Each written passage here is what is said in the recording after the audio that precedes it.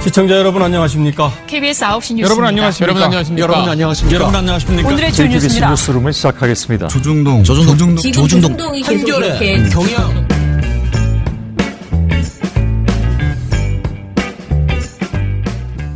민원연의 미디어 탈곡기 621화를 시작하겠습니다. 예, 안녕하세요. 저는 언론 권력을 감시하는 민주언론시민연합에서 일하는 김원경입니다. 방송 모니터 담당 활동가 조선입니다. 이정일입니다. 예, 오늘 아주 활기차게 시작해 봅니다. 아니, 서희 씨 너무 오랜만이지 않아요? 네, 그렇죠? 굉장히 오랜만에 들어왔습니다. 얼마 만에 왔죠? 거의 2주가 넘은 것 같은데. 네, 2주 정도 된 것 같습니다. 괜찮아. 저기 빵뉴스에서 막 이게 막 화려한 그 손동작? 손동작으로 돋보였기 때문에 이제 뭐 이런 뭐그 라디오는 팟캐스트 별로야. 영상으로 선희 승부한다? 씨에게는 역시 영상이 어울려. 영상으로 승부한다. 네, 맞아요. 네, 당연하죠. 2주 동안 1등에 네. 빛나고 있습니다. 네. 내가 보기에 영원히 1등일 것 같은데. 아니에요. 불안해요. 불안해요? 네, 시영 씨랑 진솔 씨랑 제이 씨랑 동준 씨. 다치고 올라옵니까? 네, 지금? 진짜 힘들어요. 이번에 어렵게 1등했습니다. 창작의 여러분의 고통이란. 네, 도움이 많이 필요합니다. 자, 여러분 있잖아요. 유튜브에 들어가면요. 거기 유튜브에 뭐 커뮤니티가 있대요. 네. 그걸 거기 들어가시면 뭐 투표하기가 있다고 투표를 합니다. 할 수가 있습니다. 네, 활동가들한테. 네, 거기에 이제 게시판처럼 글을 올릴 수 있고 네. 또 투표를 올릴 수 있는데 우리는 지금 반장 선거하는 수준으로 지금 약간 다들 각자 자기 누르고요. 난리 났어요. 자, 내가 누구를 누를지 상당히 기대되지 않습니까? 저는 아직 사실 투표를 안 해봤어요. 아, 그래요? 근데 제가 어제 알았거든요. 아. 거기 들어가면 투표할 수 있다는 사실을. 네. 자, 아무튼간에 여러분 매일매일 반장 선거하는 느낌으로. 그러니까 네, 진짜 반장 선거 중요합니다. 네. 여러분 도와주세요. 여기서 지금 부정 선거 운동을 하고 선거 계시네. 운동을 벌써 하시면 어떡합니까? 해야죠. 이게 꼴등을 하면 네. 편집을 안 해준다는 네. 그런 그 어제 회의가 우리가 또 있었거든요. 그런 벌칙을 정했습니다. 네. 무편집으로 나가게 되는. 그럼 큰일 납니다. 정말 큰일 나요. 그래서 진짜 열심히 할 테니까 투표 많이 해주세요. 자, 그리고 또 그것 때문만은 아니고요. 선희 씨가 다른 모니터를 하느라고요. 그동안에 약 한 일주일 넘게 붙잡혀 있었습니다. 그게 바로 그러니까 오늘 말씀드릴 내용이에요. 저희가 여러 가지 프로젝트를 진행하고 있는데 그중에서 5.18 기념재단으로부터 돈을 받고 모니터를 하고 있습니다. 그런데 이게 뭐 사실은 저희는 돈 안 줘도 5.18은 늘 모니터 합니다. 여태까지 쭉 그랬는데 이제 5.18 기념재단에서는 이제 프로젝트로 꾸준하게 누군가가 자신들 관련된 이슈를 좀 언론을 지켜봐줘야 된다라고 생각해서 저희한테 이제 뭐 5월부터 10월까지 정도의 그 모니터링을 부탁을 했어요. 네. 그런데 이제 올해 지금 신문 방송 종편 중에서 저희가 보니까 종편은 이미 발표를 했고요. 신문 방송이 좀 발표가 안 된 것 같아서요. 한꺼번에 우리가 쭉 서치를 해봤습니다. 그 중에서 조선일보 그리고 TV조선이 딱 걸렸네요. 그러니까 보면은 이게 우리가 일부러 이러는 게 아닌데 정말 그쵸. 진심 그런 게 아닌데 정말. 누가 모니터를 하던 걸리는 게 딱 정해져 있어요. 조선일보, TV조선, 조선이. 네. 예. 조선이 활동가까지. 네. 그래서 우리 조선이 활동가가 오늘 신문 방송 모니터 보고서 둘 다 이야기해 드리겠습니다. 민원연 5.18 모니터 보고서예요. 자, 시작할게요. 민원연 5.18 모니터. 고마해라. 많이 묻다 이가.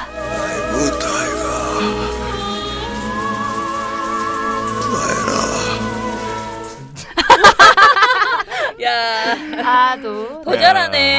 사투리가 또 장동건보다. 여기서 이거 빛을 발합니다. 친구의 명 대사잖아요. 네. 근데 조선 활동가는 그 영화 봤어요? 엄청 오래된 영화는 영화인데. 안 봐도 짤은 봅니다. 네, 영화는 그 당시에 제가 초등학생이었던 걸로 그게 아마 19금일 건데. 그래서 저는 그런 데 관심이 없어가지고. 저는 그때 알겠습니다. 봤습니다, 저는. 이제 와서 뭐 나이를 소개를 하고 못 봤다고 하려다가 저는 봤습니다. 그럴 네. 수 있죠. 어쨌든 이런 고마해라. 왜 그 제목을 넣었어요? 네, 일단은 이 조선일보들이 잡혔는데 조선일보와 TV조선이 이번에 잡혔는데 걔네들이 왜 잡혔냐 이런 말을 했기 때문이에요. 5.18 이제 그만해라. 많이 했다 아니냐 이런 식으로 말을 한 것들을 제가 이제 칼럼들을 뽑아내가지고 워스트 3를 말씀을 드리려고. 5.18도 그냥 덮고 지나가자. 많이 그러니까 그냥 지나가자도 아니고 이미 많이 했다. 이미 많이 이미 했다. 많이 진상조사. 진실이 알려졌다. 이미 많이 처벌됐다. 책임자들은 처벌했다. 그리고 이미 많이 희생자들은 보상받았다. 그러니까 이제 그만하자.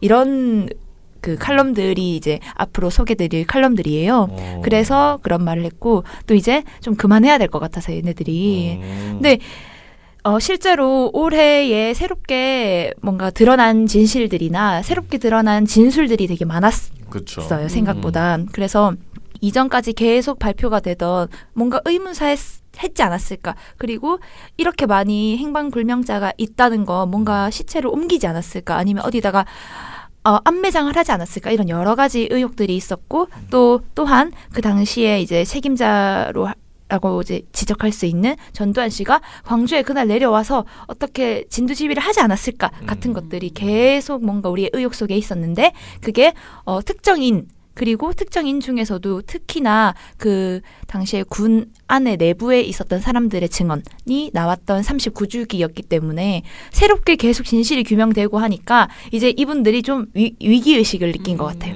이제 진짜 그만해야 될 것 같다 이런 생각을. 아니 왜 조선일보가 위기의식을 느껴? 모르겠네요. 이상하네. 그러면 우리 하나하나 그 문제적 칼럼들을 얘기를 해봅시다. 그 5.18로 진보보수 싸움 붙이는 조선일보 칼럼 워스트 3를 발표를 했어요. 자, 그런데 5월에서 6월 사이에 조선일보가 5.18과 관련해서 쓴 기사와 칼럼이 24건이라고 하는데 이 중에서 3분의 1인 8건이 독재자 발언을 문제 삼는 것이었다고 합니다. 네. 자, 이 독재자 발언 이거 자체에 대해서는 어떻게 보세요? 근데 만약에 이게 독재자 발언이라는 게 그 네. 5.18 기념식에서 문재인 대통령이 이렇게 발언을 해서 화제가 됐었잖아요. 광주가 지키고자 했던 가치가 바로 자유이고 민주주의였기 때문입니다. 독재자의 후예가 아니라면 5.18을 다르게 볼 수가 없습니다. 독재자의 후예가 아니라면 5.18을 다르게 볼 수 없다. 그런데 이제 이걸 문제 삼았던 게 자유한국당 쪽이죠. 아니 어떻게 독재자라는 말로 국민을 편가르기 하냐 이렇게 발언을 했는데 아니, 나는 정말 딱 맞는 진짜 말이라고 생각했는데. 저도 정말 딱 맞는 말이라고 생각했어요. 아니 만약에 이걸 발끈하는 게 더 이상하지 않아? 발끈하면 이상하면 독재자의 후예가 되는 건데. 근데 발끈했어요. 만약에 그러니까 문재인 대통령이 그 이전에 예를 들어 그런 국민 통합적인 그런 자유한국당에서 5.18에 대해서 치유하려는 그런 움직임이라든지 진상 규명에 대해서 같이 나서자 이런 움직임을 보였으면 그리고 특히나 그 망원 의원들 3명이 있잖아요. 이 사람들의 징계에 대해서 철저하게 하고 그다음에 황교안 대표가 광주에 이제 방문을 해서 진심으로 추도하겠다. 이렇게 밝혔으면은 문재인 대통령이 이 독재자라는 발언을 굳이 가지고 나올 필요가 없었다고 생각을 하는데 그 이전에 그 2월 달에 그 김진태 의원이랑 이종명 의원 이 세 분들 있잖아요. 이 세 분들에 대한 망언의 징계가 안 끝났어요. 그분들이 2월 달에 망언을 했단 말이죠. 그런데 이 5.18은 5월에 있잖아요. 그럼 그 사이에 되게 많은 기회가 있었고 할 수 있는 시간이 있는데 이게 징계를 안 하고 안 한 게 아니라 그냥 이렇게 밀어두고 자 이제 그만하자 이렇게 하고 이제 넘어왔단 말이죠. 나중에 할 겁니다. 나중에 할 겁니다라고 했어요. 하고 나서 보세요. 네. 그런데 그렇게 하니까 당연히 광주에 있는 시민분들뿐만 아니라 이 5.18 우리 시민들이 다 같이 망언을 징계해라. 징계하고 뭐 5.18 추모식으로 오든지 그리고 또 황교안 대표가 무슨 전국 투어를 한다고 여기저기를 막 또 다니면서 광주에도 찾아가겠다. 그렇게 했었어요. 그런데 맞다. 광주에 오려면 그 망언을 징계를 확실히 하고 와라. 이게 이제 시민들의 요구였단 말이죠. 그런데 안 해. 김진태 의원의 경우에는 그 당시에 경고만 받고 왔고 경고야 그냥 이제 그만하자 이거고 그 이종명 의원의 경우에는 심하게 발언을 했는데 그러면 의원총회를 열어서 이제 제적을 할 건지 제명을 할 건지 말 건지 하자 이랬는데 의원총회를 안 열어버려. 그러고 마지막 그 김술래 의원이 최고위원이 그때 당선이 됐었잖아요. 네, 김진태 네, 손 이렇게 들고 만세를 외치면서. 근데 그분은 그 3개월 동안 당원권 정지만 처분을 받아가지고 그렇죠. 그 뒤로는 그냥 최고위원직으로 바로 돌아왔습니다. 그러면 지금 돌아왔어요? 네, 지금 돌아왔어요. 그러면 이미 이 세 분은 아무런 징계를 받지 않고 끝났단 말이죠. 유야무야. 그렇죠. 그런데 그 와중에 무슨 뭐 민심 투어니 뭐니 하면서 황교안 대표가 광주에 찾아가서 그때 막 물병 세례를 받았다. 이렇게 막 프레이밍을 하고 또 그 이후에 또 그 5.18 기념식에 참석하겠다. 이렇게 하니까 얼마나 화가 나요. 그렇죠. 그런 일련의 사건들이 있었기 때문에 문재인 대통령으로서는 그리고 문재인 대통령이 그 당시에 기념식을 40주기 그러니까 내년에 참석하자라고 했는데 도저히 그 이전의 사건들을 보니까 참여하지 않을 수가 없다라고 해서 참석을 하셔서 이 발언을 한 겁니다. 근데 그럼 이게 국민을 두 편으로 나누기 위해서 한 말이냐? 그러면은 그렇게 생각하면 독재자의 후예죠. 말이 안 되죠. 그런데 그쵸. 그런데 이 독재자의 후예 발언을 이제 하고 나서 더욱 이제 그 발끈하신 분들이 자유한국당과 조선일보였던 거죠. 이상하네. 왜 그럴까? 조선일보는 왜? 후회라 그렇지 뭐. 아니, 아니 자유한국당은 뭐 위로 올라가면은 뭐 후회라고 할 수는 있죠. 아니 자기 위에 쭉쭉쭉쭉 올라가다 조선일보도 보면 부역자잖아요. 부역자라고 할 수 있죠. 그렇죠. 어쨌든 그리고 조선일보가 그 5.18 그 기념식 전으로는 관련된 보도를 대부분 하지 않다가 그 독재자 후예 발언이 탁 나오고 나니까 바로 다음 날부터 계속 관련된 보도를 해서 5, 6월 동안이 저희의 모니터링 기간이었는데요. 이 동안에 24건의 보도밖에 하지 않았는데 그중에 3분의 1이 독재자 후예 발언이 나빴다. 왜 국민을 둘로 갈라치게 하느냐 이렇게 주장하는 이제 기사와 칼럼이었습니다. 그런데 8개 중에서도 나쁜 놈들이 딱 3가지가 있었는데 이 3가지를 이제부터 소개를 해드리려고 해요. 첫 번째, 황대진 정치부 차장의 과거의 화석만 놓고 싸우는 정치라는 제목의 칼럼입니다. 과거의 화석만 놓고 싸우는 정치에서 지금 화석이라는 게 키워드인 거예요. 이 칼럼에. 화석이면 그냥 옛날 거를 의미를 하잖아요. 뭐 화석 같은 사람 뭐 이렇게 놀린다든지 뭐 이런 말이 있는데 이 화석이라는 말이 왜 등장을 했을까 생각을 해보면 5.18을 화석이라고 한 겁니다. 네. 읽어드리면 5.18 논란 자체가 정치의 화석화를 방증한다. 5.18은 이미 수차례 진상조사를 거쳤고 책임자도 처벌했다. 희생자들은 법에 따라 보상받았다. 그런데 헬기 사격, 암매장, 성폭력 등 추가 의혹을 여권이 제기했고 한국당은 북한군 개입설로 맞불을 놓으며 39년 전 일을 다시 불러냈다. 결국 선거 때문이다. 라고 했습니다. 선거? 그러니까 선거 때문에 이 둘이 치고받고 싸운다 이거예요. 그냥 정쟁화한다. 근데 이 말은 나중에 하는 말이고 이 사람이 하는 말의 전제는 5.18이 너무 오래된 이야기다라는 겁니다. 그래서 하지 말라고? 예. 이 사람의 주장입니다. 황대진 기자의 주장인데요. 이 전제가 그러면 옳으냐 이거 선거 때문이냐 아니냐를 차치하고 5.18 논란이 화석화인 것이냐 화석화라고 불릴 만큼 너무나 옛날 일이고 다시 꺼내면 구차할 만큼 그런 옛날 일이냐 생각을 해보면 그렇지 않다는 걸 앞전에도 제가 설명을 드렸습니다. 그러니까 5.18 진상규명 활동이라는 게 생각을 해보면 되게 파편적으로 우리가 알고는 있어요. 5.18과 관련해서 전두환과 뭐 노태우가 뭔가 그 책임자였을 것이고 공수부대가 투입되고 뭐 5월 21일 날 앞에 전남도청 앞에서 발사되고 이런 걸 다 우리가 알고는 있지만 근데 생각을 해보면 국가 차원의 진상규명 보고서 5.18에 대한 이라고 하는 공식적인 문서가 없어요. 아 그래요? 네. 그러니까 우리가 파편적으로 그냥 1988년에 국회 청문회에 나와가지고 그 당시에 그 조비오 신부도 나와서 증언을 하고 전두환 씨도 나와서 증언을 하고 이랬던 거 우리가 기억을 하고 있고 그때 뭔가 진상이 발표가 됐었다 이렇게 생각을 하고 또 최근에 들어서는 국과수에서 그 전일 빌딩에 헬기의 사격이 헬기가 사격한 것이 맞다. 그 탄원의 결과를 검색해 보니까 그 정도까지 우리가 알고 있고 또 국방부 특조위에서 우리 군대가 투입된 것이 맞다. 이렇게 하니까 우리가 뭔가 진상이 어느 정도 밝혀졌구나라고 생각을 하고 아직도 남은 것이 있다 정도까지는 생각하는데 국가 차원의 인증된 국가가 인증한 보고서는 아직 없다라는 것이 그래요. 네, 사실입니다.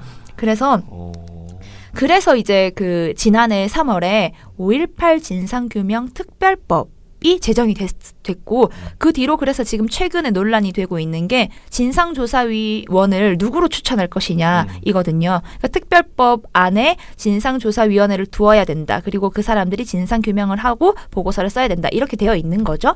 그런데 아직도 자유한국당에서 그 위원들을 추천을 했는데 그때 청와대가 반려를 했어요. 그때 월간조선 기자인가 북한군 개입설을 계속해서 주장하는 기자, 군인 이런 사람들을 계속 추천을 하니까 위원으로 청와대에서 그 하지 마라. 다른 사람들을 데려와라라고 했거든요.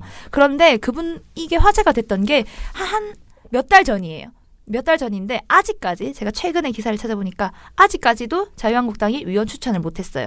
그러면 진상규명위원회가 발족을 못하는 거죠. 네, 시작조차를 발을 못 대는 거죠. 그래서 아직 아무것도 이루어지지 않았습니다. 그런데 지금까지 나온 그 증언 같은 것들이 계속 있잖아요. 그러니까 이걸 진상규명을 다시 이렇게 긁어 모아가지고 국가 차원의 보고서를 딱 만들어서 확실한 진실을 규명을 해내야 되는 작업을 해야 되는 거죠. 그런데 황대진 정치부 차장은 이게 화석화다. 너무 옛날 일을 왜 자꾸 뒤집어서 꺼내 보이느냐. 그런데 이 뒤집어서 꺼내 보이는 것은 여야가 선거 싸움을 하는 거다. 근데 이제 이런 그 프레임은 진짜 많아요. 막 조선일보나 TV조선에서 무엇이든 분석할 때마다 내년 총선을 앞두고 이렇게 하는 게 아니냐. 이런 그 분석을 하거든요. 내년 총선 앞두고 지금 왜 하냐?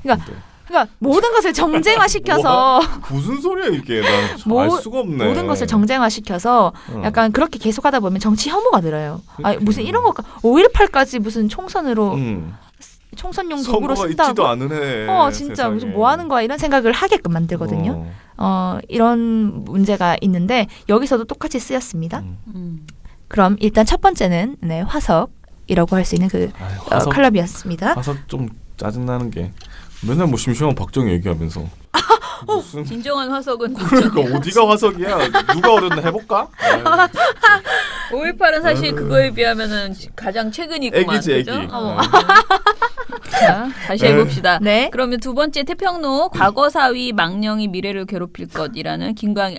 우리 김광일 여기서 또 쓰고 있습니다. 김광일 논설위원회 칼럼. 아니 이 사람이 아직도 글을 쓰다니 세상에. 신기하군요. 네. 자, 김광일 칼럼 뭐가 문제였는지 얘기해 주세요. 네. 칼럼 제목을 이제 말씀드렸는데 과거사위 망령이 미래를 괴롭힐 것이 제목입니다. 그러니까 과거사위원회라고 불리는 것들이 되게 많아요. 생각해 보면. 망령. 그런데 이것이 망령이고 요놈들이 우리의 미래를 발목 잡고 있다라는 것이 제목에서 드러났듯이 이 칼럼의 내용이기도 합니다. 한 단락을 읽어보면 그러니까 이 칼럼 전반은 그런 내용이에요. 그러니까 지구적으로 과거사를 진상하고 싶어하는 그 나라들이 많고 그 나라들마다 어떤 사안에 대해서 과거사위원회 같은 것들이 다 있는데 한국의 경우에는 그게 너무 많다라는 것이 앞단락의 내용입니다. 너무 많은데 특히 5.18 진상규명위원회는 이전부터 계속 있었고 진상규명을 계속 한 것 같은데 왜 아직 있지? 이렇게 이제 앞부분에서 얘기를 합니다. 김광일 논설위원이. 네. 그러면서 이제 이렇게 말했습니다. 5.18 민주화운동은 김영삼, 김대중, 노무현 세 대통령을 거치면서 15년 동안 법률적, 사회적 명예회복, 진실규명, 보상 등이 이루어졌다고 봤는데 지금 또다시 5.18 진상규명위원회 구성이 정치권 최대 현안으로 돼 있다. 언제까지일지 모르겠으나 이제 과거사위는 대한민국 상설기구가 됐다. 과거사위는 과거가 아니라 미래의 발목을 잡고 있다. 정권 바뀌면 지금 과거사위가 조사했던 것을 다시 조사하고 과거사위 자체를 수사하는 일도 벌어질 것이다. 후세 사가들은 지금 정권의 과거사위를 가장 억지스러운 이념운동으로 되돌아볼지 모른다. 라고 했습니다.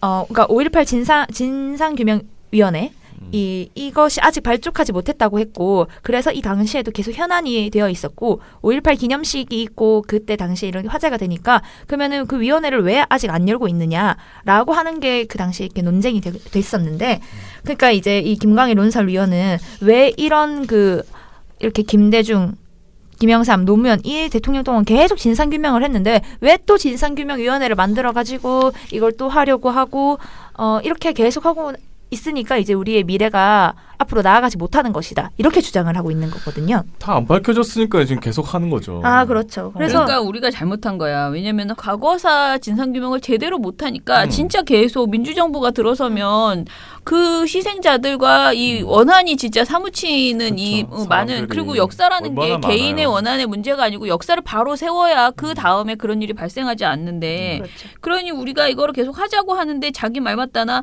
과거사위가 대한민국 상설기구가 됐다고 지금 그러는데 상설기구가 안 되려면 이번에 제대로 해야 된다는 소리지. 그리고 그 전에 얼마나 많이 잘못을 했으면 그러니까 계속 이게 되겠어요. 그렇죠. 과거사위가 왜 상설기구처럼 느껴지겠어요. 그리고 자료 다 버리고 조작하고 이런 식이니 뭐 조사를 과거사위를 하려고 해도 제대로 하기도 힘들어요. 그리고 지금. 못하게 이렇게 받고 있고 시간이 너무 많이 그렇죠. 흐르고 있고 그런데 지금 이거를 이런 치고 있는 그렇죠. 그런데 이제 그 과거사를 진상을 하고자 하는 움직임은 여권이나 뭐 이렇게 할 수도 있지만 자유한국당에서도 그러면은 이 5.18 그 특별법을 한국당에서도 동의를 해줬기 때문에 이게 처리가 된 거잖아요. 그분들이 원하시는 진상 규명 중에 하나는 북한군 개입설이거든요.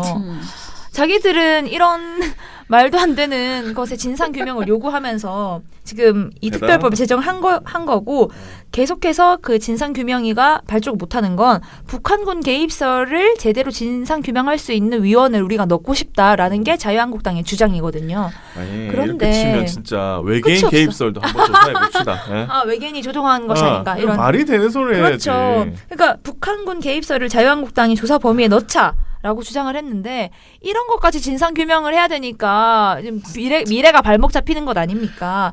북한군 개입설은 1980년 당시에 CIA 문건이 발견이 됐었는데 그때에서도 북한군이 개입한 것이 아니다. 북한군이 개입을 했으면 그럴 수가 없다. 그 당시에 북한 정권이 그런 움직임이 없었다. 이런 내용이 CIA 문건에 나와 있었고 2013년 국방부 과거사 진상규명위원회 조사 결과에서도 이게 거짓으로 판명이 났어요. 지시 등이 주장하는 북한군 개입설은 지난 1988년 국회 청문회, 1995년 검찰 수사와 이어진 재판, 2007년 국방부 과거사 진상규명위원회 등 수차례 조사에서 단 한 차례도 실체가 드러나지 않았습니다.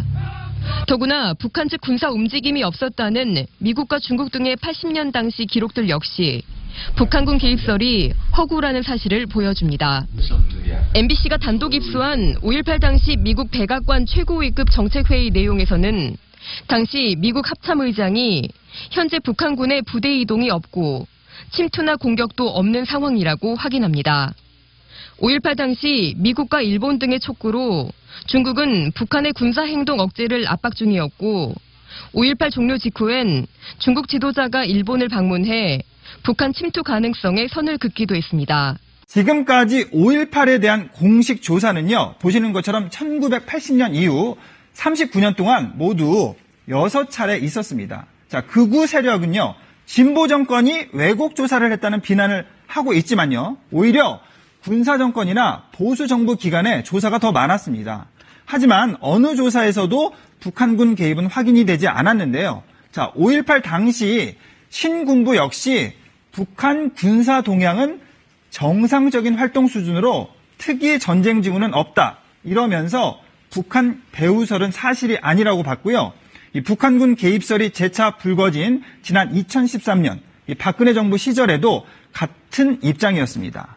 자, 심지어 신군부와 보수 정부도 북한군 개입은 허위 주장이라고 인정을 했는데 땅땅땅 이제 북한군 개입설은 없습니다라고 했는데 그러니까 누가 미래의 발목을 잡고 있느냐는 것이죠. 과거사 위원회와 과거사에 대한 진상 규명을 요구하는 목소리가 미래의 발목을 잡고 있는 것이 아니라 자유한국당 그리고 북한군 개입설을 주장하는 일부 세력 그리고 이걸 막으려고 하는 조선일보가 지금 미래의 발목을 잡고 있는 게 아닌가라고 생각을 하는 것이죠. 네.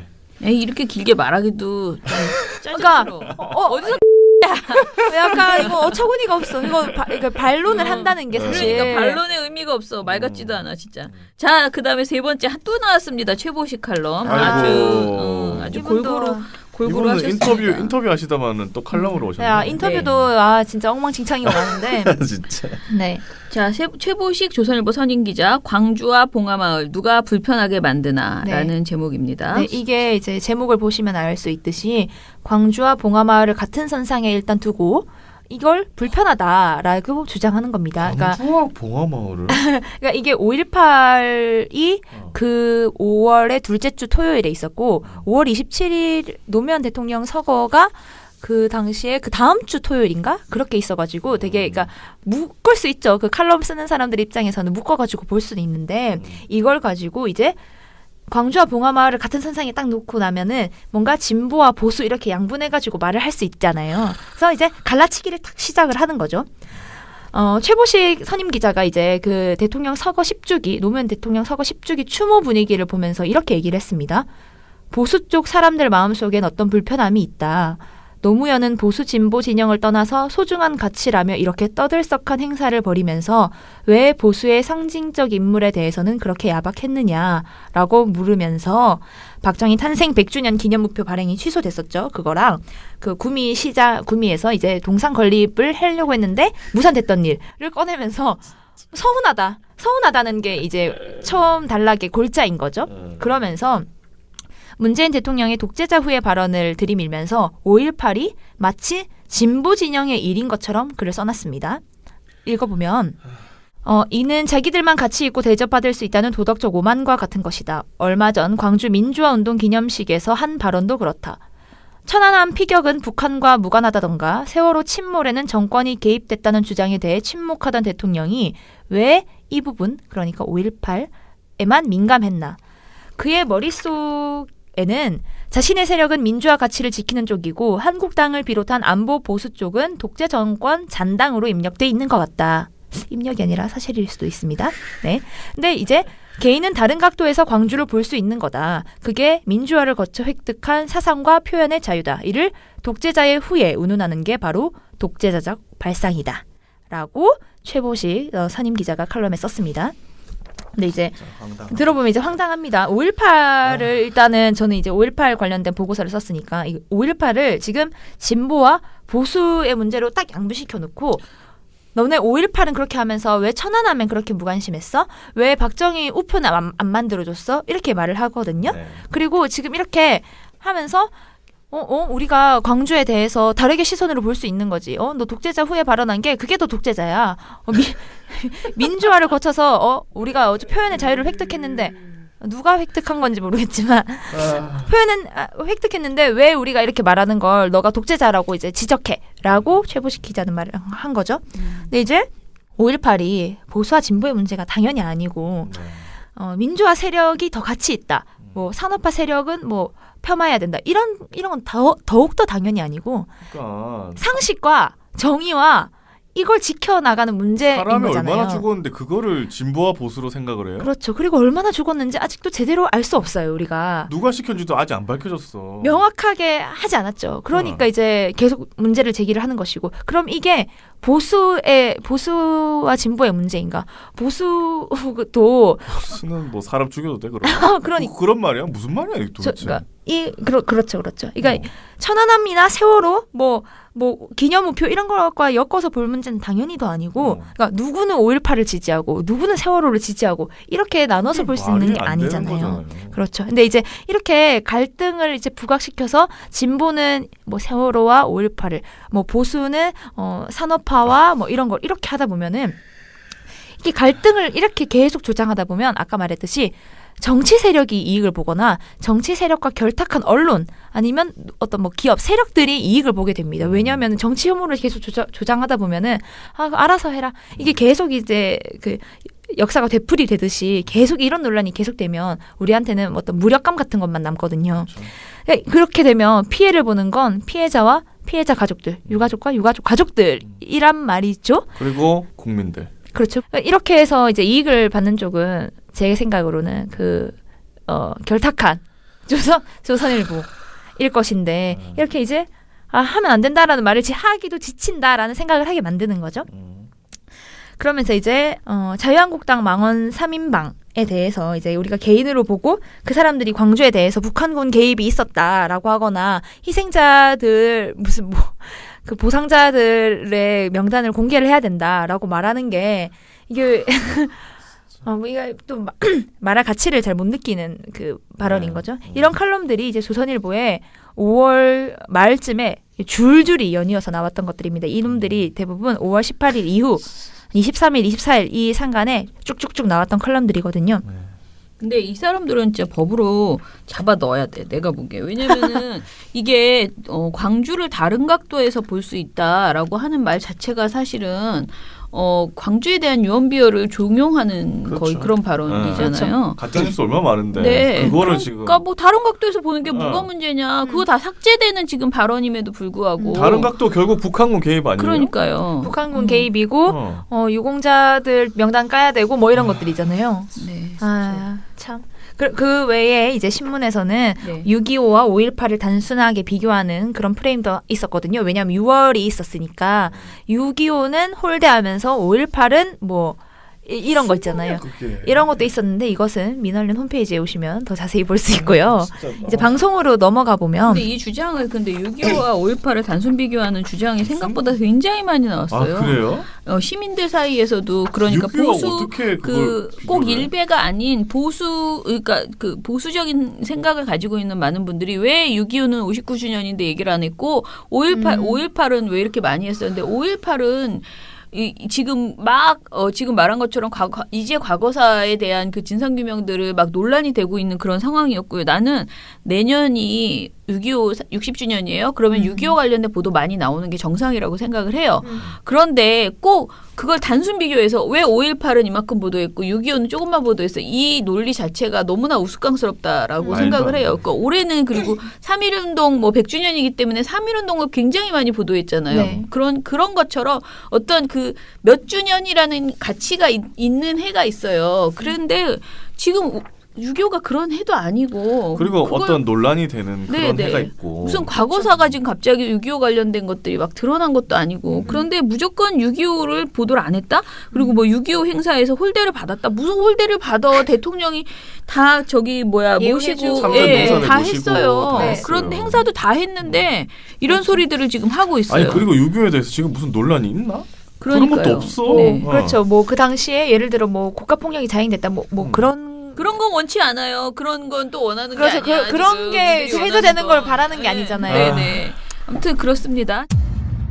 언론의 오보, 정치인의 막말 받아쓰기, 기계적 중립. 언론 때문에 이런 일로 속상한 일 많으셨죠? 이제 걱정하지 마세요. 크고 확실한 행복 보장, 묻지도 따지지도 않고 민주언론시민연합의 회원가입을 적극 추천합니다. 신문, 방송, 종편에 유튜브까지 모니터 보고서 최대 보장. 남녀노소의 유익한 회원 행사 최대 보장. 지금 바로 PC나 모바일로 가입하세요. 언론이 바로 서는 더 크고 확실한 행복을 보장합니다.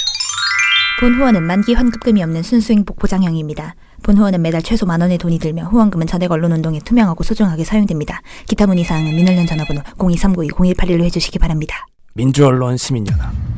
민주언론 시민연합. 자, 그러면 TV조선까지 좀 빨리 치고 가봅시다. 네.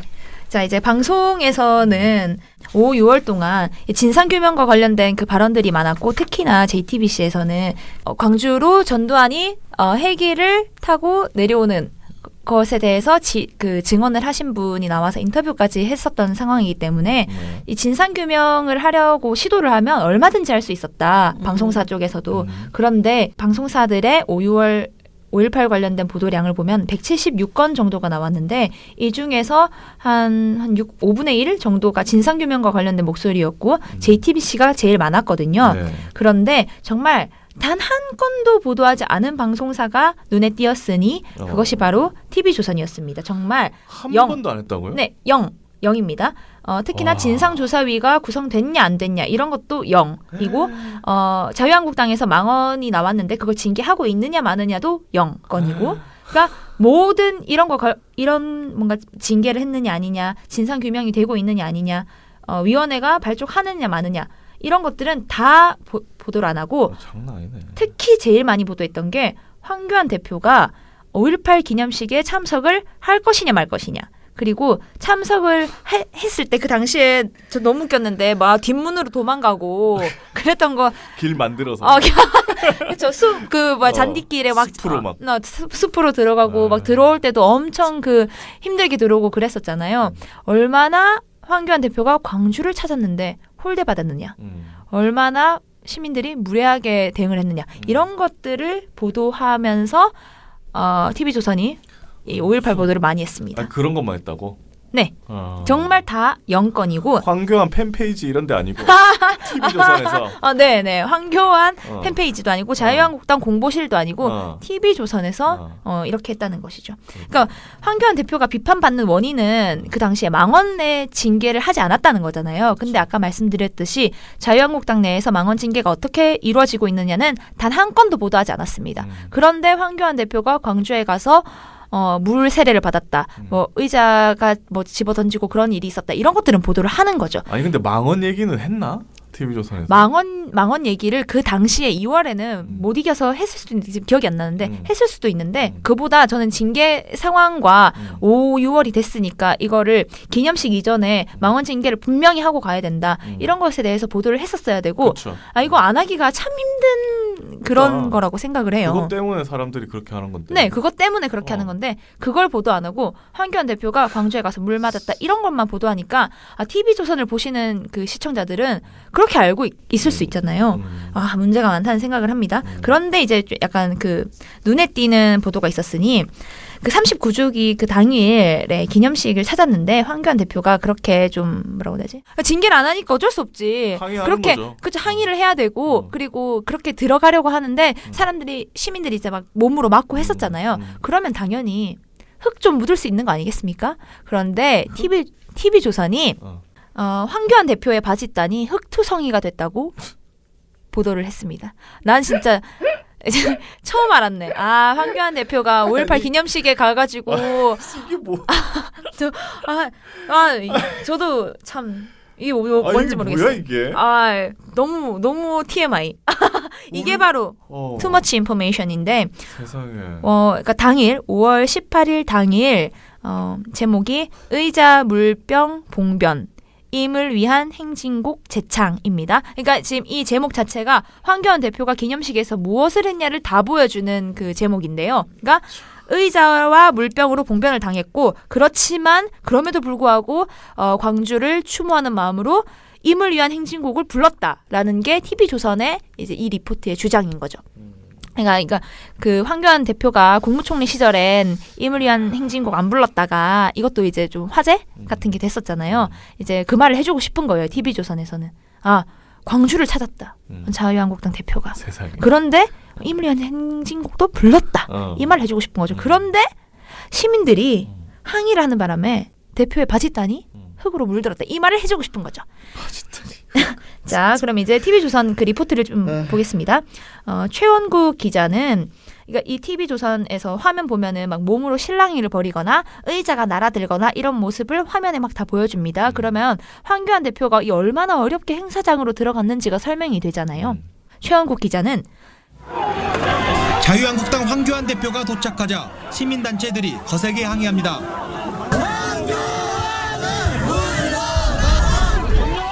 의자와 물병이 날아들고 바닥에 들어 눕기도 했습니다. 황 대표의 기념식 참석에 반대하는 시민단체들과 경호 인력이 충돌하면서 이곳에서 행사장까지 100여 미터를 가는데 30여 분이 걸렸습니다. 행사장에 입장한 황 대표의 바짓단은 흙투성이가 됐습니다. 흙투성이가 된 황교안 대표의 바지를 이렇게 막 보여줘요, 화면에. 그러면은 그 옆에 앉아있던 이해찬 대표 바지랑 비교가 되잖아요. 이해찬 대표의 바지는 깨끗한데 황교안 대표의 바지는 흙이 약간 묻어 있는 거예요. 그거 보면은 어떡하냐. 진짜 그렇게 이제 우리 대표니 흙 묻었네 바지야. 에구머니나 어떡해. 이제 그렇게 이제 보도를 한 거죠. 그러니까 얼마나 어렵게 했는지. 그리고 그 뒤는 이제 임을 위한 행진곡을 불렀다라는 게 TV조선의 리포트의 내용이었습니다. 그 도망간 거는 없어요? 도망간 거? 도망간 거는 길 위신이 내서. 떨어지니까 안 했어 돼. 또? 네, 그건 안 했어. 그거는 다른 그 방송사들에서는 그 진짜 그러니까, 웃기잖아요. 되게 막 웃겼는데? 그 막 숲길을 막 길 아닌데 막. 황 대표가 탄 차량이 시위대에 의해 둘러싸이자 울타리를 뜯고 내보내는 소동도 벌어졌습니다. 황 대표는 5.18 민주묘지를 떠난 뒤 입장문을 길 아닌데 막 이렇게 잔디가 막 다 밀려 있는 그런 것들이 일부 방송사에서는 화면 안에 보여줬는데 TV조선에서는 화면으로는 보여주지 않았습니다. 그걸 보여주면 황교안 대표가 얼마나 뭔가 치졸하게 도망갔는지가 보여지기 때문에 그런 건 안 보여줬고요. 아무튼 흑토성이가 됐다고 전했습니다. 그러고 5.18 그 기념식에 대한 보도는 더 없었어요. 황교안 대표로 마무리를 했던 거죠. 황교안 팬페이지가 아니고 네, TV조선 보도였습니다. 뉴스에서. 네, TV조선 뉴스 아홉 저녁 뉴스. 종합 뉴스에서 지금 이런 보도가 나왔던 겁니다. 아무튼간에 올해도 뭐 점점 나아지는 것 같긴 합니다. 왜냐면은 사실은 5.18 관련 보도가 엄청나게 진짜 이상한 보도들이 많았었는데요. 그때에 비하면 지금은 양호하다 그런 생각은 좀 들고요. 특히 방송 보도는 양호한 것 같습니다. 그런데 문제는 이 조선일보의 이 칼럼 3개, 그거 3개는 이제 용서가 안 되네요. 진짜. 잡아놓고 싶은 그런 심정인데. 진짜 이건 좀. 네? 그죠? 자, 그러면은 어찌됐든 조선일보 앞에 가서 기자회견 하려면 참 아주 산처럼 쌓이고 있다라는 생각이 드네요. 약간 좀 추진력을 얻었을 때 네. 착 뭔가 한번 때리고 싶다 이런 생각이 듭니다. 네. 자, 요거 가지고도 우리가 한번 뭔가 좀 해봅시다. 네. 자, 조선일보 얘기가 나와서 말인데요. 요거를 꼭 말씀을 드리려고 합니다. 내일 조선자유언론 수호투쟁위원회라고 조선투위라고 합니다. 조선투위가 내일 기자회견을 합니다. 어디서? 조선일보사 앞에서. 그런데 여러분들은 아마 이게 얼마나 감동적인 것인지 잘 모르실지도 몰라요. 그러니까 조선자유언론 수호투쟁위원회는 사실상 활동이 중단되어 있는 단체입니다. 아시다시피 75년에 조선일보로부터 부당하게 해직된 기자들입니다. 당시에 조선일보에서 아주 말 같지도 않은 기사를 자꾸 이제 그 삭제를 한다거나 여러 가지 문제가 있다 보니 기자들이 이제 편집국장한테 가서 항의를 했고요. 그 항의한 기자 2명을 그냥 느닷없이 해직을 시켜버렸습니다. 그래서 이거에 항의하면서 한 100여 명의 조선일보 기자들이 조선자유언론 수호투쟁 이런 선언을 했어요. 자유언론 실천 선언을. 그랬는데 그 기자들을 다 강제로 내쫓았고요. 내쫓는 과정에서 각서 그러니까 반성문 같은 것을 쓰는 사람만 받아줬어요. 그래서 진짜. 나머지는 들어갔고요. 32명의 언론인들이 당시에 그걸 쓰지 않고 해직이 됐습니다. 그래서 32명의 분들이 조선투위를 결성을 해서 이후 계속 투쟁을 전개했습니다. 그래서 지금 우리가 알고 있는 동아투위는 굉장히 여러분들 100분이 넘는 120분 정도의 그 분들이 동시에 사이즈가 다르죠. 동아투위가 훨씬 규모가 크죠. 규모가 커요. 근데 조선투위는 32분이십니다. 그런데 이 조선투위 분들 중에서 한 11명 정도의 어르신들이 돌아가셨다고 하고요. 남아서 지금 활동을 제대로 할 수 있는 연락이 되는 분들은 사실은 대여섯 분 정도밖에 안 계세요. 그런데 이 정말 몇 안 되는 이 어르신들이 지금의 조선일보를 보고 도저히 참을 수 없다. 이게 처음 하는 활동이에요. 조선투위 해체 이후에 그렇게 기자회견을 하시기로 결심을 하고 저희한테 오셔서 당연히 이제 우리는 조선투위, 동아투위, 80해직들의 어르신들이 만든 단체다 보니까 당연히 이제 이런 걸 해보겠다라고 하셔가지고 저희가 너무 반가운 마음에 보도 자료를 뿌렸습니다. 그리고 저희가 내용을 다 준비하겠다라고 했는데요. 저는 지금 굉장히 기대가 되는 게 그 신홍보 선생님께서 조선투위이시거든요. 조선투위 애초에 그 문제 제기를 하다가 잘렸던 2명의 기자 중에 한 분이에요. 그 신홍범 선생님께서 민원연의 그 말이라는 말지의 말도 신홍범 선생님이 만든 거고요. 그 이름도 말이라는 것도 그리고 저희의 창립 선언문도 신홍범 선생님이 쓰셨어요. 그래서 굉장히 글을 잘 쓰시는 뭐라 그럴까 가슴을 정말 울리는 그런 글을 쓰시는 분인데 지금 정말 심혈을 기울여서 기자회견문을 쓰고 계셔서요. 제가 목요일 날 이거를 읽으시면 정말 눈물이 날 것 같다라는 생각을 지금 굉장히 많이 하고 있습니다. 분노의 눈물이죠. 아무튼 조선일보의 반민족 친일 행위를 규탄하는 기자회견, 조선투이의 기자회견이 내일 11시 그러니까 8월 1일 목요일 오전 11시에 조선일보사 앞에서 있습니다. 많은 분들이 같이 오셔가지고 좀 박수도 좀 쳐주시고 이렇게 모처럼 만에 나와서 선배 기자잖아요. 해직된 선배 기자들이 모여서 조선일보의 기자들에게 외치는 목소리를 좀 들어주셨으면 좋겠다. 저희가 되도록이면은 되도록이 아니고요. 유튜브 생중계도 하고 할 수 있는 방법으로 다 이것을 여러분들이 보실 수 있도록 그렇게 할게요. 그러니까 11시에 유튜브로 들어오시거나 페이스북으로 들어오시거나 해서 많은 분들이 함께해 주셨으면 좋겠습니다. 네, 그러면 오늘 또 우리 괜히 끝이 조선일보로 시작과 끝이 다 조선일보로 조선이 활동. 그러네요. 이게 뭐라고?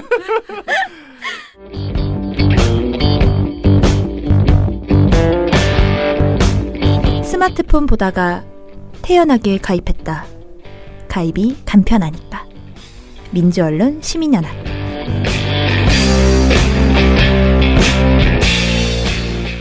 예, 댓글 읽어보겠습니다. 미령곰탱님, 어제도 잘 들었습니다. 지적이 나와서 보도한다면 어디서 지적이 나왔고 여러 자료들을 분석하고 그게 맞추어서 보도해야 하는데 조선일보는 그냥 한심하게 느껴지는군요. 조선일보는 JTBC 팩트체크팀에 가서 팩트체크의 기본부터 하나하나 다시 다 배워야 될 듯 싶네요. 아니면 지적이 나왔다고 대충대충 보도할 거면 그냥 조선일보는 지면 내지 말고 블로그나 자기네들이 직접 돈 내고 관리하는 사이트를 만들어서 그냥 황색 언론 전문 사이트를 만들든지 해야 할 듯 싶네요.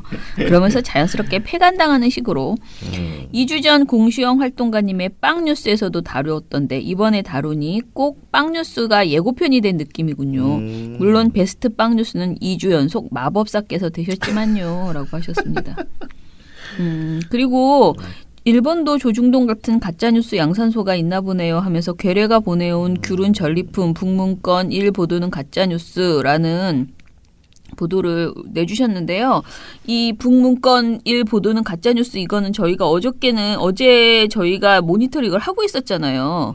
근데 어제 모니터할 때는 이 보도가 없었거든요. 그래서 이 보도를요. YTN에서는 저녁 종합 뉴스에서도 보도를 했고요. 그리고 조중동과 여러 보수 매체들이 이 내용을 다 보도했고요. 심지어는 경향신문도 똑같이 보도를 했어요. 네, 도쿄신문의 보도라고 하면서 그래서 우리가 어제 이거를 사실관계를 확인하기 위해서 엄청 여기저기 계속 찾아봤는데 없는 거예요. 근데 지금 이 보도를 저는 오히려 댓글을 보면서 처음 봤거든요. 근데 이게 가짜뉴스라는 게 판명이 된 건지는 모르겠어요. 저희가 오늘 이걸 모니터를 준비하고 있어요. 왜냐하면 YTN이 어찌됐든 저녁 종합뉴스에 타사는 어디도 보도하지 않았는데 이 내용을 도쿄신문 내용을 그대로 받아가지고 이 보도를 한 거예요.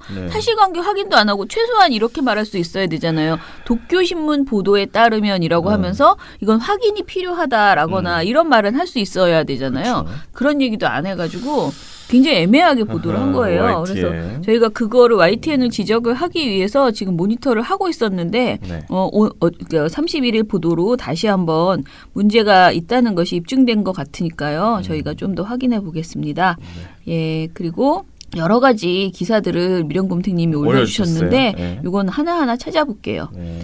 투어이브 박미정님께서 조선이 활동가님은 빵뉴스에 특화되신 것 같아요. 너무 잘하심. 5분 모두 열심히 암기하는 NG 장면을 보면 우리도 더 많이 공부해야 하는데 라고 생각만 합니다. 모두 더운 여름 잘 보내세요 하셨습니다.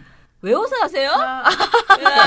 막 연습도 하고 암기도 하고 지금 약간 그리고 미령곰탱님께서는 투어이브 박미정님 인스타에서 빵뉴스 댓글 잘 보고 있습니다. 저도 매번 댓글을 달고 있지요. 라고 서로 주고받았습니다. 자, 궁금한 거 우리 확인해 봅시다. 조선이 활동가는 지금 암기를 해서 방송을 하고 계십니까? 1분을 몇 분 동안 연습해서 암기를 하십니까? 어떻게 해요? 암기. 근데 암기를 하려고 하면 약간 우리에겐 5번의 기회밖에 없어요. 사실은 그걸 어기는 활동가 또 있다고 해서 제가 약간 진짜? 네 그걸 지금 색출해내서 그러면 기회를 공평하게 5번의 그러니까 목숨을 내가 가지고 지금, 우리 고은지 활동가의 시간을 뺏지 못하게 하기 위해서 얼마나 노력하는데. 그렇죠.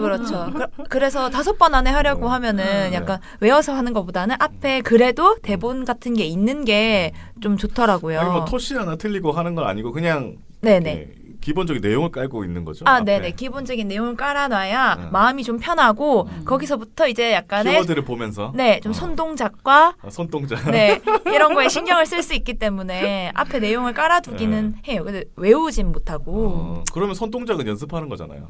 손동작은 사실은 그건 자연스러운 거 아니에요? 네. 그래요? 이건 자연스럽게 나오는. 이걸 일부러 하려고 하면 안 나와요. 그래요? 네, 그냥 바로바로 그냥 생각나는 대로. 그래서 맨 처음 빵 뉴스를 보시면 그 문제가 이제 된 그 손동작이 하나 있는데 전략 물자를 설명하면서 제가 기술이다 이것은 어떤 그 무기 등을 만들 수 있는 원료나 기술을 의미한다라고 하면서 제가 무슨 이렇게 주물주물하는 손동작을 했었어요. 근데 유민지 팀장님께서 다른 모든 손동작은 이해가 간다. 샴푸, 테니스 라켓은 내가 이해가 가는데 왜 주물주물이 기술이냐 이런 그 태클을 하셨었거든요. 근데 저도 모르겠더라고요. 그냥 본능적으로. 네, 본능적으로 뭔가 손동작이. 만드는 것이니까 그런 손동작을 했는데 사장님께서 말씀하신 것처럼 이걸 생각을 하고 하면은 더 안 나와요. 그냥 자연스럽게 나오는 거예요. 바로. 근데 우리 남편이 또 내가 가끔가다 남편 얘기를 하지만 남편이 대학교 때 이런 우리는 토론하는 서클이었는데 동아리였는데 말을 하면 계속 이렇게 손이 계속 나와요. 손이 이렇게 동글동글 계속 동그라미를 그려. 그러다가 자기가 강조하고 싶은 게 있으면 점점 앞으로 나가서 저기까지 가는 거야. 동그라미가. 동그라미가 해서 저기 가는 거야. 그래서 내가 그러면은 얘기하다 말고 앞발질 좀 하지 마시라고 내가 앞발질 좀 그만해. 그러면은 남편이 내가 지금 앞발질을 했나 이랬거든. 무의식적으로 하는 거다 보니까. 근데 문제는 저도 요즘 뉴스공장의 영상을 보면요. 저도 똑같이 하고 있어요. 계속 우리 남편이랑 똑같이 앞발질을 하고 있는 거야. 내가 지적했던 것처럼. 내가 막 계속 이렇게 얘기를 하고 있어. 근데 그런 걸 하는 게 좀 더 저 스스로도 뭔가 그 높낮이나 아니면 톤을 조절하는데 좀 더 편하고. 맞아요. 저만 그런가요? 원래 그래요. 네. 제가 알기로는 그 모든 언어 표현 중에 85%가 몸짓 언어라고. 그렇습니까? 그렇기 때문에 글자를 못 알아들어도 몸짓하고 뭐 이렇게 분위기, 표정, 어투 이런 것만 봐도 이제 사람들이 85% 이해한다. 맞아. 뭐 그래서 저는 제 빵 뉴스에 8알은 그 모자와 손동작인 것 같아요. 거기서 그 내용을 그래도 좀 유출을 더 쉽게 하시는 편인 것 같은데 어쨌든 근데 투어이브 박미정님께서 그 인스타그램에 댓글을 되게 열심히 달아주시거든요. 근데 아까 말씀하신 것처럼 그 안에서 댓글을 보는 재미도 또 있어요. 뭐 그분 그 회원분들이 이제 댓글을 달아주시는데 뭐 공시형 활동가 댓글에는 뭐 독특한 뭐 시영 씨 뭐 이런 거라든지 아니면 뭐 너무 재밌다 뭐 뉴스 원심 불리기 뭐 이런 거 하시거든요. 뭐 그런 거 재밌다 이런 댓글 다시는데 네 어쨌든 그런 걸 보는 재미도 있기 때문에 오셔서 댓글 많이 달아주시면 서로 좋네. 네. 근데 저희가 이제 이거를 인스타에만 안 올리고 유튜브에 올리기로 했더니만은 바로 유튜브에서 조회수가 엄청나게 지금 나오고 있어요. 잘 나오고 있어요. 네. 그래서 여러분들 전에는 이걸 보기 위해서 인스타로 가셨다면 이제는 그냥 편하게 유튜브에서 보시고 유튜브에 댓글 달아주셔도 됩니다. 네. 그리고 지금 댓글들 조금 더 보면요. 티에노님이 오랜만에 댓글을 써주셨어요. 너무 오랜만에 댓글을 남긴다는 지적이 나왔다고 하는 호문이 있다고 합니다. 라고 하셨고요. 후문. 2036님 나배 씨는 문재인 대통령이 김정은 수석 대변인이라며 외신에 나왔다고. 정미경은 문재인 대통령이 세월호 한 척으로 이겼다는 댓글을 읽었다. 정진석도 지인이 보낸 글이라며 세월호 유족을 향해 그만 우려먹으라며 징글징글하다고 했다. 뿐만 아니라 자한당 의원들은 여기저기에서 나왔다며 마치 전하듯 막말을 징글하게 해대어 국민들을 미치게 만들었다. 그렇다면 KBS가 인터넷에 떠도는 불매운동 영상 중에서 안 찍어요라는 부분에 자한당 보고가 들어간 것을 방송한 것이 다른 이들은 몰라도 자한당에게는 극히 정상적인 것이다. 그런데 자한당은 국민의 세금으로 대규모 집회를 열어 KBS 수신료 거부를 외치는가 하면 집회에서 발언하는 말들은 용서할 수 없는 언론 탄압이다. 나는 막말해도 되고 너는 하지 말라는 논조냐? 같은 사안도 정권 따라 손바닥 뒤집듯 하는 자한당이야말로 해산되어야 할 정당 아닌가? 정상화를 찾아가는 KBS를 위해서 민원연에서 힘을 실어주시고 이 같은 사실을 알려주십시오라고 하셨어요. 자, 그리고 한 분 SDC 1124님께서 중요한 팩트를 누락했다라고 하시면서 첫째, 시사기획창 제작진은 아직도 본인들의 방송에는 문제가 없다고 책임 회피를 하고 있다는 점. 둘째, 직접 제작진에 말하라는 것은 100% 외압 프레임의 가치입니다. 지금도 제작진은 청와대에서 외압했다고 밝히라고 하는데요. 제1노조를 제외하고 모두 청와대를 비판하고 있습니다. 라고 하셨습니다. 아, 그래요? 제1노조 제외하고 청와대를 제2, 제3노조는 다 거의 비슷한 입장인 것 같아요. 거기야 뭐. 네. 근데 아무래도 이제 제1노조가 지금 KBS 본부잖아요. 전국 언론 노조 KBS 본부. 그러니까 KBS 본부 의견이 이 정도 됐으면 저는 뭐 진실은 밝혀졌다라고 생각하고요. 시사기획창 제작진이 지금 정말 이렇게 분명하게 입장을 내놓지 않고 있는 것은 사실 유감이기는 합니다. 뭐 제작진은 이런 마음일지도 몰라도 그 책임 경영진 그쪽에서는 문제가 있었다. 뭐 인정을 하고 있는 거고 예. 직접 제작진이 말하는 거는 뭐 100% 외압 프레임을 갖출 수 있다. 뭐 이거는 뭐 그럴 수도 있을 것 같습니다. 네. 근데 저는 직접 제작진에게 말하는 것이 저는 맞다고 생각합니다. 저는 계속 그 생각하는 거는 청와대 출입 기자한테 얘기하는 것보다는 그냥 제작진에게 바로 이거 왜냐면 우리가 보통 다 그렇게 하잖아요. 누구든지. 그러니까 청와대고 누구고 간에 왜냐면 이거는 자기 사안에 대한 자기가 분명한 해명이 필요한 이거 사실관계가 다릅니다. 내가 사실관계가 다르다는 것을 말하기 위해서 전화를 하는데 그거를 사장한테 하는 것도 이상하고. 그냥 저는 그때 말씀드린 것처럼 그냥 공식적으로 브리핑하고 끝냈어야 됐다. 저도 그렇게 했는 생각이. 그 생각은 듭니다. 네. 글쎄요. 저는 브리핑하기 전에 저 같으면 분명히 얘기를 할 것 같다는 생각이 좀 드는데 아무튼 간에 뭐 아는 사이고 뭐 친하고 만약 이랬으면 갑자기 뜬금없이 브리핑 공식적으로 탁 하면은 그 사람들이 뭐 살짝 기분 나쁠 것 같긴 한데 소통을 먼저 하려고 노력했을 것 같다는 생각이 저는 들어서요. 공론화 시키려고 한다 이런 생각을 할 수도 근데 있죠. 저는 그렇게 해도 공론화 그냥 공적으로 했어야 된다. 이거는 뭐 저도 그 이정현 수석 그 생각이 너무 나가지고 그게 있기 때문에 좀 더 공적인 방법으로 시도를 해봤으면 좀 더 좋았지 않았나. 네, 그러면은 아무튼 오늘 댓글은 유튜브 댓글 한번 볼까요? 네. 잠깐만요. 네, 유튜브 댓글은 지적이 나왔다는 지적이 있었습니다. 이것에 대해서는 딱 하나 있네요. 햇살천사님께서 김원경의 목소리를 듣다 보면 별밤 이종환이 생각나는지 모르겠네요. 라디오 진출을 적극 추천합니다. 전월 음악밤. 근데 이종환이 제 세대의 제일 알아요? 모르죠. 이종환의 밤의 디스크쇼 이렇게 하는 방송이 있었습니다. 그러니까 어떤 의미인 거예요? 이렇게 이런 댓글. 근데 약간 이종환 발음하고 제가 지금 비슷하다고 하시는 거예요? 저는 그건 아닌 것 같고. 뭐 듣기 좋은 목소리라거나 뭐 전달력이 좋다거나 무슨 의미인지. 아무튼 이종환 씨가 이렇게 또렷또렷하게 말하기는 해요. 근데 좀 진하죠. 진한 목소리이죠. 전 되게 너무 달라서. 아무튼 예전에 제가 어렸을 때 무지하게 좋아했으니까 그러니까 이종환 씨를 좋아한 게 아니고 이종환의 그 진행하는 음악 방송에 그 뭐라 그러죠? 사연 보내기를 아주 즐겨했습니다. 저 있잖아요. 어렸을 때 사연 보내가지고 그 선물과 원고료 받는 거 있잖아요. 그걸로 아주 소위를 한 적이 있었습니다. 중학교 때. 그래요? 중학교 때 엄청 보냈어요. 근데 그게 보내는 족족 다 선택되면서 다 원고료가 오는 거야. 대박. 그때 당시 2만 원 막 이런 거. 중학교 때. 대박인데요? 선물도 많이 받았어. 이만큼 집에 저는 있었어. 듣기만 하고 안 보냈는데. 근데 그 되게 당첨되기 힘들다고. 그 방송 항상 나오더라고. 보내면 그래가지고 재미있게. 그래서 갑자기 이종환이 생각이 나네요. 제가 알기로 이종환 씨가 별세하신 걸로.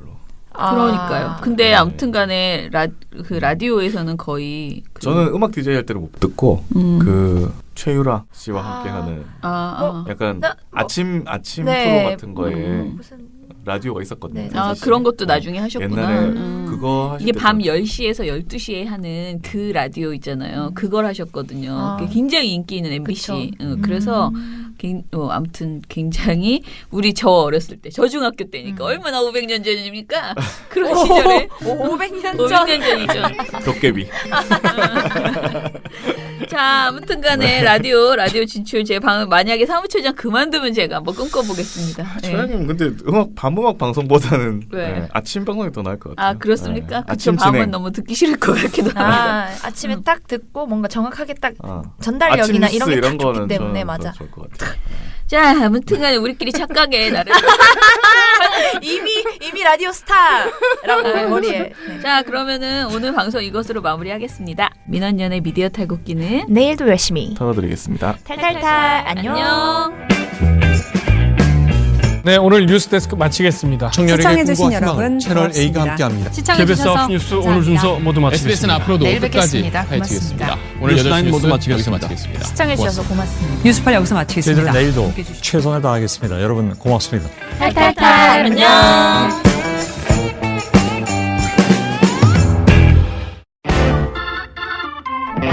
화가 났지만 태어날 게 전화했다. 제보가 간편하니까. 민주언론 시민연합.